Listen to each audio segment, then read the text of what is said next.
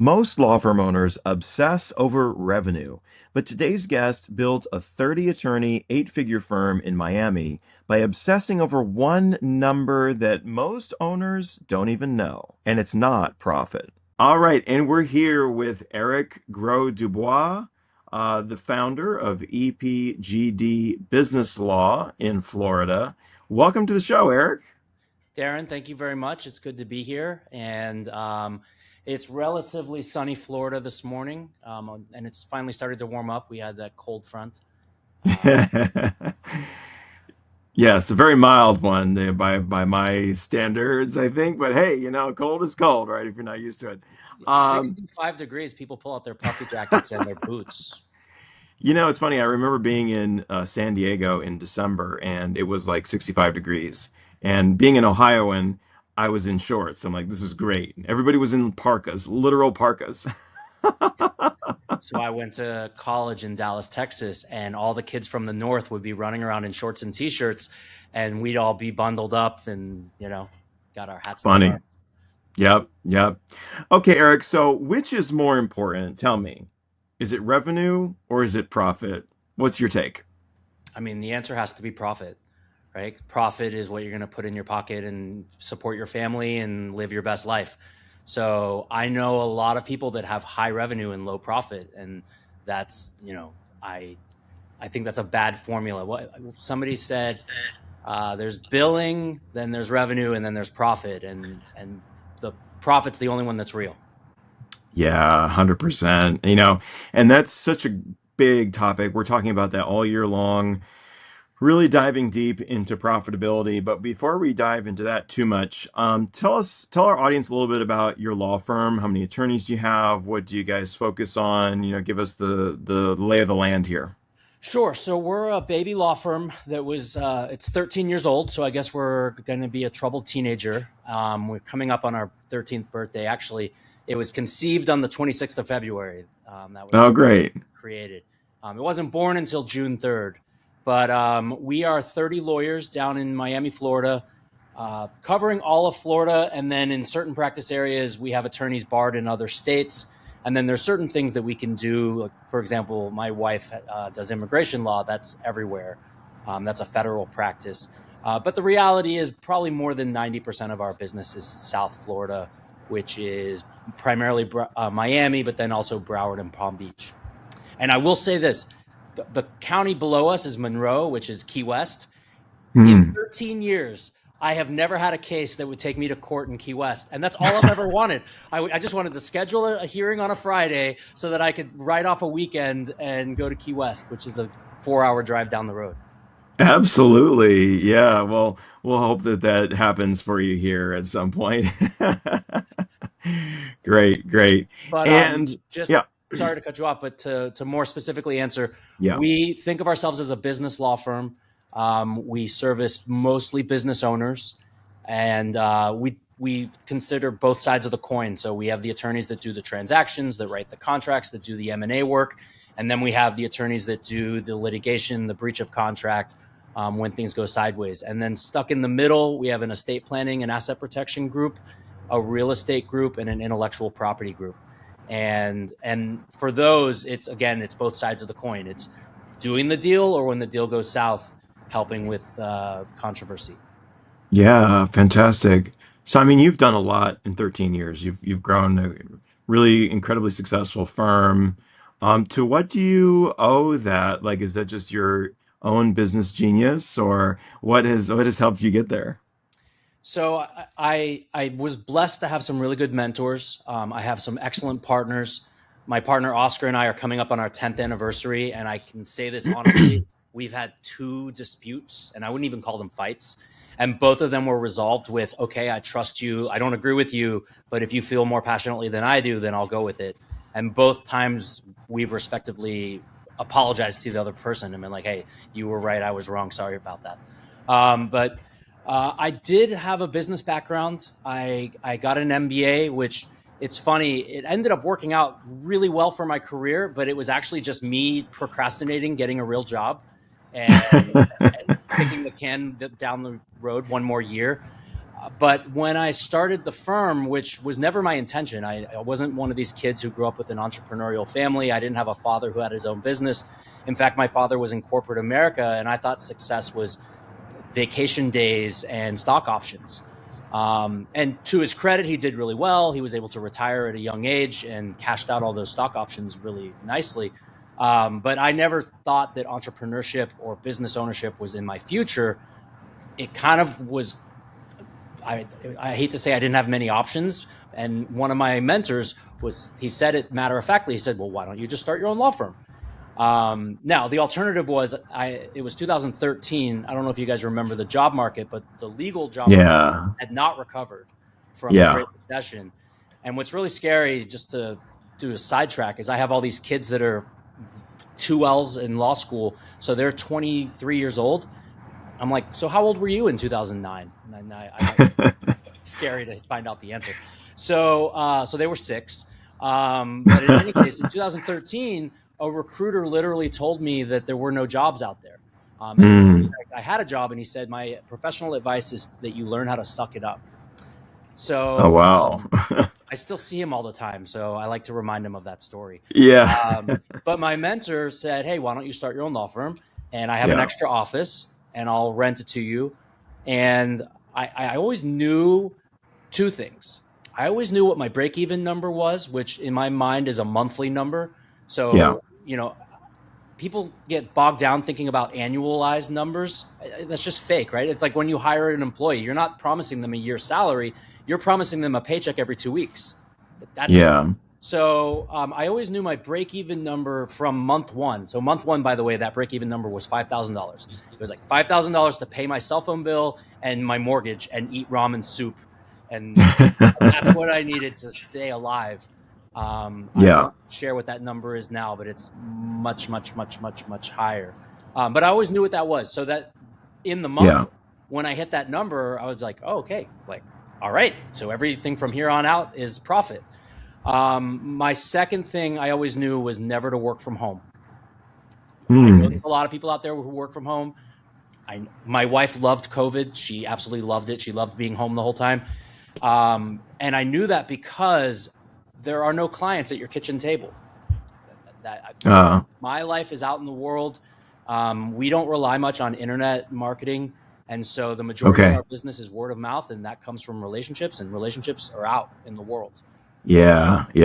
I'm sure that there are successful business models where people, I know there are law firms that are completely remote. All the power to them. I wish them all the best. But for me, I knew that and by the way, during COVID, my partner and I came to the office every day, every single day. We were one of, I don't know what it was like in Ohio, but in Florida, we were one of the first. In fact, we never were closed. And I'll tell you why. They somehow said that lawyers are an essential service. So whoever that, probably a lawyer. But those were the 2 things I always knew. I always knew my break-even number, and I always knew that I needed to get up every day. And if you'll indulge me, I'm sitting there in month 1. This is June 2013, and I had nothing to do. I was sitting at my desk at the office, wearing it might have even been this suit, and my office mate, my landlord, if you so to speak, he's walking by. He's like, "Oh, I didn't know you were here. I'm going out to grab drinks with some friends. Do you want to go?" Had I been at home in my gym shorts, he probably wouldn't have called me. But even if he had, I probably wouldn't have made an excuse. But instead, I was like, well, I'm here. I'm not doing anything. I'm dressed like an adult. Let's go. I signed up a client that night. Wow. I small talk with new friends, and somebody's like, "Oh, you're a business lawyer? Can you help me maybe with this?" And I signed up that client, and that was, it just confirmed what I knew. Now, this is. Oh, go ahead. Sorry. No. I was just gonna say, and if my first boss, who I'm still dear friends with, is listening, he sent me down to Florida to open a practice for his firm, and 2.5 years later, I was a fantastic remote employee. And guess how much business development I did? Almost none, because I wasn't doing what you need to do. I was not walking into rooms full of strangers and just having the confidence to walk up to them and be like, "Hey, my name's Eric. What do you do?" Yeah. Yeah, you got to do that. It's so interesting because I'm seeing this as a recurring theme from so many of the very successful law firm owners that I've spoken with. They will tell you majority of their business comes from referrals, word of mouth, repeat customers. So many people are throwing so much money at digital advertising, and you need to do some of that. That's important, but it's never going to replace the personal connection, and that's so critical. So I'm glad to hear you say that. That's really interesting. So I was talking about this morning with actually one of my coaches, and he specializes in sales and marketing coaching. Yeah. And he said that for the first 20 years, all he did was word of mouth, right? And that recently he's been pivoting because I have the numbers actually written down on my desk for some reason. He said he spent $8,000 on digital marketing, got 240 leads, and each lead could be in his business $100,000. I'm sorry, each client that he closes could be $100,000. Hmm. So if he signs up 20 of them, 20 out of 240, that's a fantastic return on investment. Now, the flip of that is I will never stop the relationship marketing, which is what I like to think of it as. And maybe you could do both, right? Yeah. Where you could do the digital marketing to get the leads, but then once you get those leads, you can nurture those into actual relationships Sure. to get the repeat business and the word of mouth business. Absolutely, yeah. But it's just interesting to see that as a common theme among some of the very successful law firms like yours. I want to dig a little bit more into that break-even number. How do you use that in decision making? Like practically on an ongoing basis. What does that look like for you? Sure. Okay, so first I start with my framework. So my framework is I want to hire attorneys to work at the firm, right? And I want to pay them based on a rule of three. So it's a third to the attorney, a third to the overhead, and a third to the profit. Now that's obviously the goal. The North Star is 30% Yeah. profit. And so let's just use round numbers. I hire the attorney for $100,000. I tell him, listen, in order to justify your salary, you need to bring in $300,000. Now we can do hourly rates, and I can tell you how many hours that is.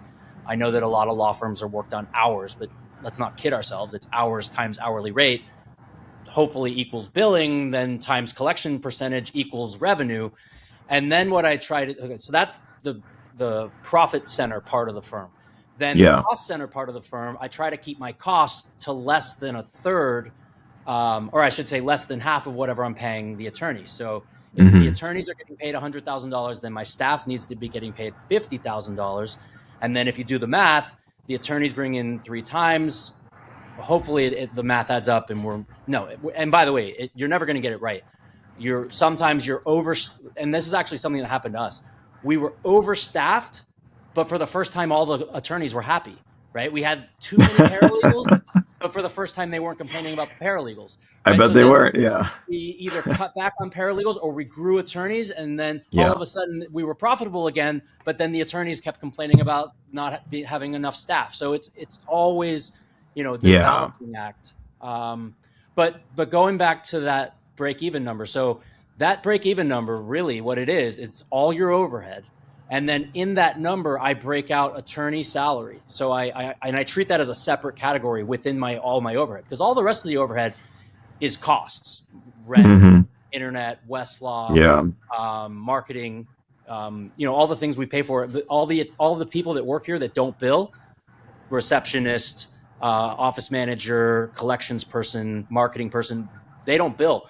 So all of those go in that other bucket, and I try to keep an eye on those kind of like compartmentalized numbers: the attorney salary, Yeah.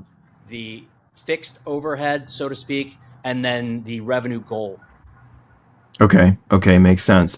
Now, ever since you've been tracking this break even number, you've been above it. It's been great, right? There's been no I missed it problems. one time.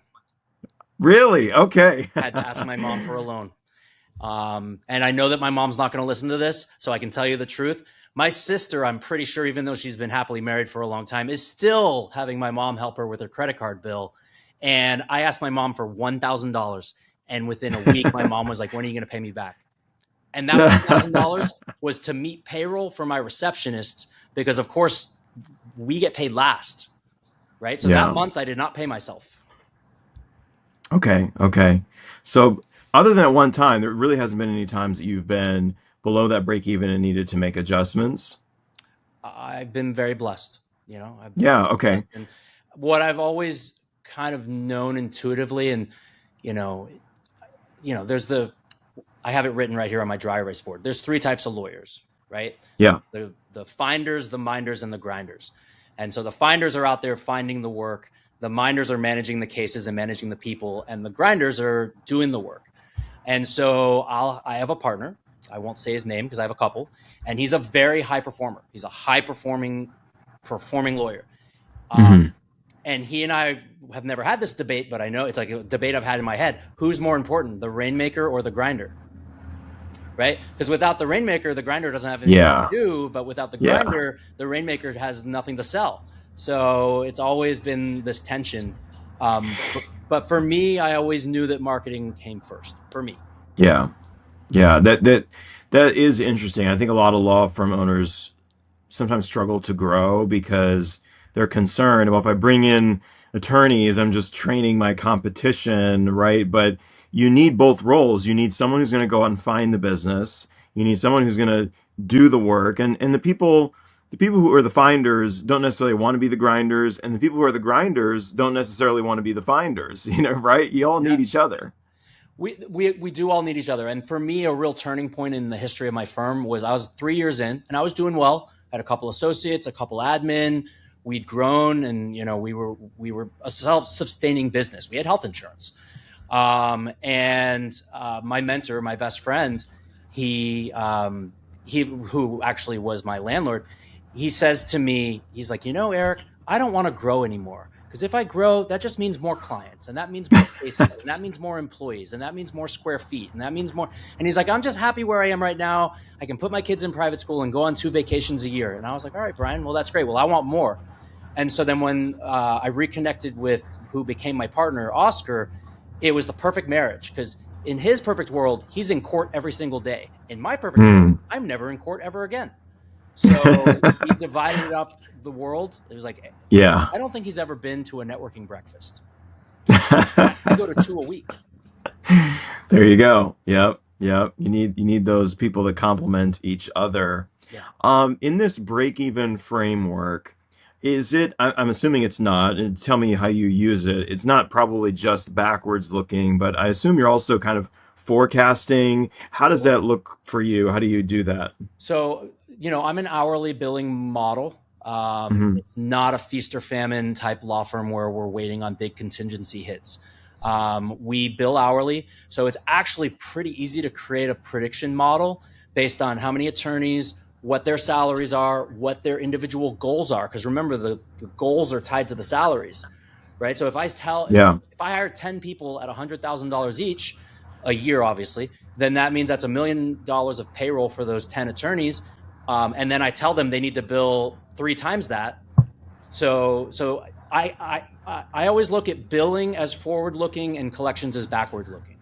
And it's always funny because everyone always goes on vacation in December. So I feel the pain, revenue dips because they don't bill as much in January and February.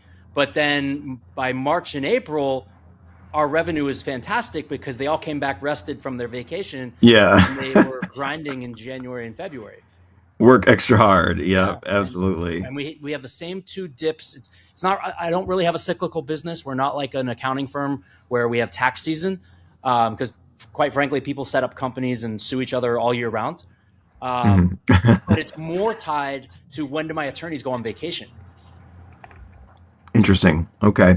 And for your attorneys, how do you, as much as you're comfortable sharing, how do you incentivize them? Is it just, you bill more, then you get paid more? No, it's explicit. Is there okay. So we do quarterly reviews and we do the math formula together. Like we do the formula. I tell them 3x, or I guess it's the other way around. So it's whatever your collections are divided by 3. That's what the goal is for. That's, annualize it, because we do quarterly reviews. But of course, I look at monthly numbers.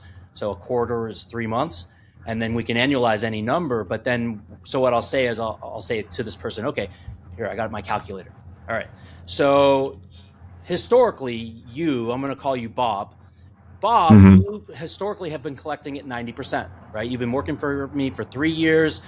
And by the way, I believe that collections percentage is directly tied to customer service. So you take two lawyers, identical law degrees, identical law school, whatever, and pay them the same amount. The one who has the higher collection percentage is because they are better at updating their clients. They're better at because even though we're a business law firm, it's still a people business. People decide when they want to pay their bills. I mean, I know how it is. True. So in any case, so I'd say $100,000. Oops, here we go. 100,000. Multiply that by 3 because we're working on the rule of 3. That's 300,000. Now you, Bob, you have a 90% historical collection percentage. So we're going to divide that by 0.9. All right, that's $333,000 a year in raw billing. That's your billing goal. You are billing at $300 an hour. So that is 1,111 hours is your billing goal. Now, I don't think in hours because we all know that hours are a fake construct. Because I could spend an hour doing pro bono work, an hour watching a CLE, an hour billing for a client that never pays their bills, or an hour billing for an amazing client that always pays their bills. Like, which one of those hours is the more valuable hour? No, I'm not talking about hobbies. Like my father used to pick weeds because I think he liked it.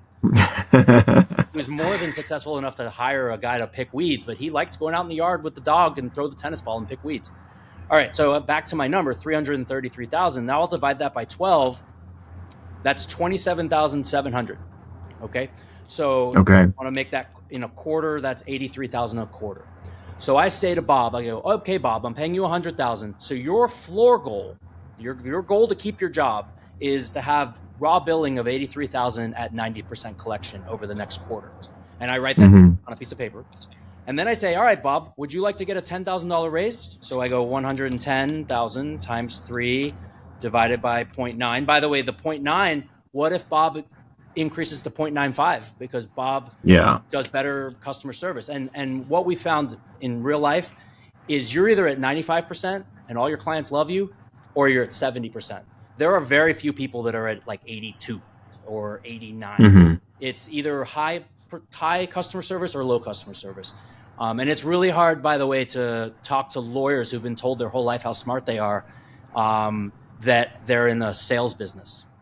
You're a lawyer now, you're in sales. No, I'm not. I didn't go to law school for sales. I'm like, yeah, think about it. You got to sell your partner, sell your coworker, sell your client, sell your judge, sell your opposing counsel. You're in sales all day long, but they don't 100% that way. All right, so now going back to my numbers, I say to Bob, I go, all right, Bob, it was $27,000 to keep your job. It's $30,000 to get a $10,000 raise. That's $30,000 a month. So times 3. So that's 91,000. So at the next quarterly review, 90 days from now, hopefully you get to keep your job, but more hopefully you hit your goal, and I'll put it in writing right now, and we're going to sign it, and we're going to scan it and put it in your file. And then at your review, because we do quarterly reviews, I'll pull it up and say, all right, Bob, let's look at the numbers. And I'm like, whoa, Bob, you did great. Your collection percentage went up and you passed your billing goal. Here's a $10,000 raise. Now let's set the next goal to get to 120. And so I've had a lot of attorneys on our team who have had 4 raises a year consistently. Now, what happens in real life is they plateau at the point where they don't want to, like, where their work-life balance kind of like matches capacity, which then they say, well, Eric, just use round numbers. I'm at 180,000, but I don't really want to work any harder than this. Like, this is about as much grinding as I can do. So how else can I make money? And that's we're talking about originations and origination bonuses. We pay 20% on anything that they bring in. So go join the Rotary Club or the Toastmasters or the PTA or whatever, the church group, and start bringing in work. Yeah, absolutely. Well, thank you for giving us that kind of insider's view into how you handle the numbers. That's very, very helpful. If I can just add to that real quick, the most important thing is you have to know how to evaluate and measure the performance of your team.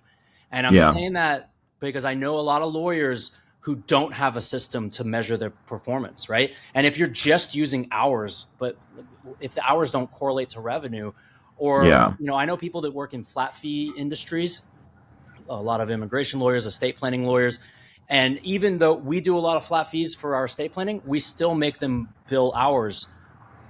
Even though, let me be clear, I judge them based on revenue, not on hours. So at the end of the day, whether it's you did three $10,000 flat fees this month, or you billed 100 hours at $300 an hour this month, I'll compare apples to apples by looking at the revenue collection. Yeah, still a very important metric to track for other reasons like efficiency and stuff like that. And I want to like just pause here for the listener. Like, I think one of the biggest takeaways is that you as the law firm owner need to be close to the numbers. And I think if you can take anything away from Eric's story, it's like Eric has been super dialed in to the numbers from day one.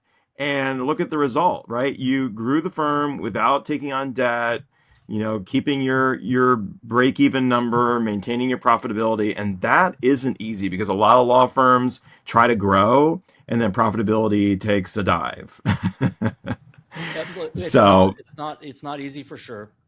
And by the way, we've never acquired a firm. This has all been organic. So little tip talking about numbers. I used to ask my associates, I'm like, on a scale of 1 to 10, how stressed are you? And what I was trying to do is take a gauge. And when I had more like a critical mass of them saying that they were like at an 8 or 9 or a 10, then I knew it was time for me to hire. However, they all learned that the answer was 9. The answer is always 9. How stressed are you? Oh, I'm at 9. And there's a funny Seinfeld episode where George Costanza, in order to look busy at work, he just looks angry. Every time his boss walks by his office, he's like, his boss is like, oh, my George, gosh. keep up the good work. Yeah, absolutely. Well, yeah, that's a great question to ask. Good feedback from your employees. I have a couple rapid fire questions here for you before we wrap up. What advice would you give $1 million law firm trying to become a $5 million law firm without losing margin?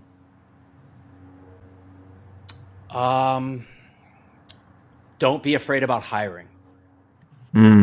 Okay. It's interesting you say that. I think you can run a $5 million law firm the same way you run a $1 million law firm. In fact, I'll tell you that after 5, I think that's where you need to start going outside and getting help. You might need a coach. You might need a fractional CFO. You might need somebody else. You might need to bring on a partner just because of all the responsibility that's on your shoulders. So I think you can get to 5 all by yourself if you're a solo, obviously building a team. And we haven't really touched on that. The key is the team. Yeah. If you want to be a one-man shop, that's congratulations. You and a virtual assistant can probably get to $750 a year, but then you're going to burn out and your wife's going to divorce you. So you have to be able to trust and you have to build. And it's like one of our presidents said, trust but verify, right? So I hire, I trust, and obviously when the trust is lost, we might replace them. But anyways, sorry, I know it's rapid fire questions, and No, that's good. That's good. And kind of let's ask a follow up here. Like with trust, how do you promote trust between you and your team members? What do you do specifically in your business that helps engender kind of a culture of trust? So I never liked to be micromanaged. Personally, I thought it was insulting, and so I've tried to foster a culture here of empowerment. With support. So I give people a lot of responsibility and I let them know that there's people behind them, people that they can rely on. Doors always open. There's no silly questions. But with that comes great responsibility, right? And so the responsibility is to do your job ethically and to the best of your ability. And you're not going to be perfect, and you're not going to be perfect at hiring. You're not going to be perfect at training. You're not going to be perfect at promoting.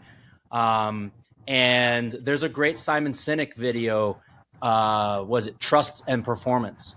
And if you guys go out and watch it, it's on YouTube. He says the worst person on the team is the toxic high performer because they keep getting promoted because their numbers are good, but they are bad for the office culture. And I've had to make some really hard decisions where you fire an otherwise on paper profitable person because of their negative influence on the rest of the team. Wow. Yeah. Okay. We'll find that video and we'll put it in the show notes for everybody. Eric, what, in your opinion, is the biggest waste of money in law firms these days? Oh, that's a great question. You know, well, biggest waste of money is turnover with lawyers. Mm. Losing Okay. Tell us about that. losing a lawyer, how many clients are they going to take? How many clients are going to be disillusioned? You get that email, I don't want to be billed for somebody else to get up to speed on my file. So hiring the wrong people can have, but it's by far the most expensive thing. It's funny. I was quibbling over the cost of a pen, right? Were we spending $2.40 or $2.50? But then I realized that I have a $130,000 lawyer who's not doing his job. Like, Hmm. which one should I be spending my energy on? The Yeah. $1,000 a year I'm going to save on pens, or the $130,000? Not to mention, so that person, if I'm paying them 130, they're supposed to bring in 390, right? That's Hmm. opportunity cost. Is Right. Right. And so, again, nobody's perfect. We actually created a third step to our hiring process where we have to take them out for a beer. I love that. We call it the beer test. You could call it taking Okay. them out to lunch, but you got to see how these people interact socially when they're not Yeah. on their best performance at the job interview. Uh, Interesting. we had this guy, I won't say his name, we hired him. And in the first week, we were like, whoa, like he freaked us out. He was a weirdo, and it was Oh scary. no. Yeah, we Yeah. made unfortunate jokes about him going postal. Well, that's a great insight though, hiring, because that's kind of like a phantom cost. You don't really see it, but it's there. It's a real cost, the turnover and maybe not hiring the right people. So that's really, really good. Okay. What would you say is the best financial decision you've ever made? Best financial decision. That's a great question. I would say bringing on a partner. Okay. And how about the worst? Um, I guess I'd have to go back to when we hire the wrong people, but Yeah. I don't choose to live with regrets. Yeah, I absolutely. we actually have a philosophy, a management philosophy of making lots of mistakes because it means that we're open to acknowledging our mistakes and trying something new and trying things in the first place, right? Hmm. We're not Hmm. a type of firm that's doing something just because that's the way it's always been done. We don't believe Yeah. in that. There's a famous story that Carlos, my sales coach, used to tell about during World War II. The British Army was trying to figure out why they were shooting so many less artillery shells than the American Army. And so the American Army guy says, okay, can you show me your process? And the guy goes through this whole elaborate process. And one of the steps was he had to step 2 steps to the left. And the American guy says, why are you doing that? And he goes, I don't know. That's the way we did it. That's the way we were taught. Turns out they were doing it that way because that's when they used to have to step around the horse. They were just doing it that way because Oh that's the my way it was always goodness. done. So Oscar and I, listen, we've made a lot of mistakes, and we're quick Yeah. to acknowledge them. I can remember without comparing apples to apples, which I highly recommend all of you out there who have health insurance, go to a broker. There are brokers Mm. for health insurance, and they can show you like a spreadsheet with like 10 different options, and you can see the actual costs based on your overhead and your payroll and whatever. I didn't know that. And so we switched to the most expensive PEO without really knowing it. Now, they had all the bells and whistles, and they did a fantastic sales presentation, and the girl was really beautiful. Yeah. But a year later, we were like, hey, let's look at the numbers. When we just made that change, we saved $350,000 in the next year by switching from that PEO Wow. to another one.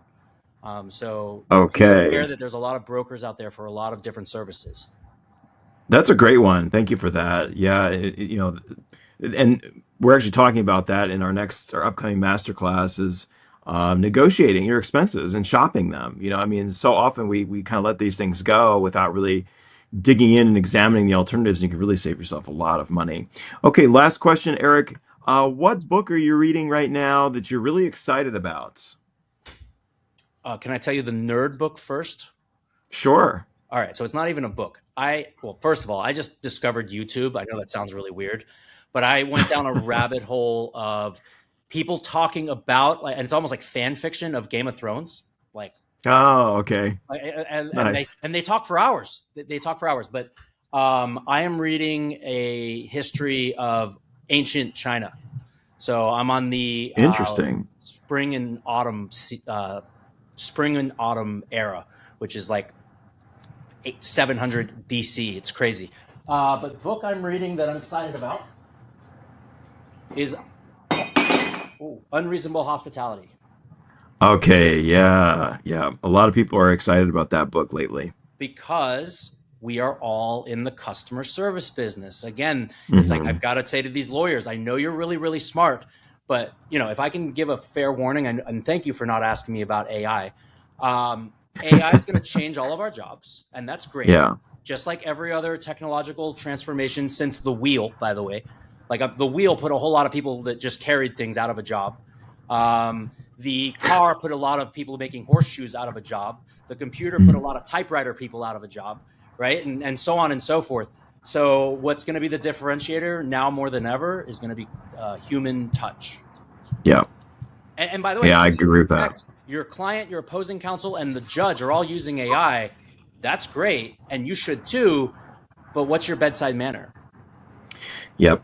That know, like, and trust factor, that's going to be even more important. One of Yeah, my I favorite agree with things. you. Yeah. Well, Eric, it's been great chatting with you. Anything else you want to leave with our audience, or you can tell our audience where they can go to learn more about you? Sure. So the firm is in Miami, Florida. It's EPGD Attorneys at Law. My marketing director, Karen, is very exciting that we're redoing our website. We are shifting from an emphasis on entrepreneurs to an emphasis on enterprises, which is actually something else I was talking about with my coach this morning. Where, what did he say? He said, when you're dealing with consumers, it's all about minimization of regret. When you're dealing with enterprises, it's minimization of blame, which is a whole philosophical thing for me to wrap my head around. Interesting. Very cool. All right, Eric. Well, thanks again for being on the show today. It's been great chatting with you. Thank you. Thank you, Darren. A huge thank you to Eric Gros-Dubois for joining us today. You can find Eric and his team at epgdlaw.com. And all the links and resources mentioned, including the book Unreasonable Hospitality, are in the show notes. This conversation is one that I wish I could hand every law firm owner I meet because Eric just laid out the financial operating system behind a firm that has grown from one guy in a borrowed office to 30 attorneys with no outside debt and no acquisitions. That's amazing. Knowing your break even number isn't just an accounting exercise, it can be the lens through which every hiring decision, every expense, every growth move gets evaluated. That discipline is what separates law firm owners who build wealth from those who just keep busy. And here at the Lawyer Millionaire, this is exactly the conversation, the type of conversation that we live for. Because profit isn't a happy accident, it's a system. And that's what we're talking about all year long. And we help law firm owners build the financial clarity and wealth strategy they need to grow their firms intentionally without sacrificing margins or sanity. If you're making good money but still feel like it's slipping through your fingers, we should talk. The link is in the show notes. And by the way, join us in the Lawyer Millionaire community, where law firm owners just like you are having these conversations every single day. Don't miss out. Head over to community.lawyermillionaire.com and join us today. Well, that's it today, friend. And remember, if your law firm isn't building you wealth and freedom, what the hell are you doing? Can I get an amen up in here? I'll see you next time.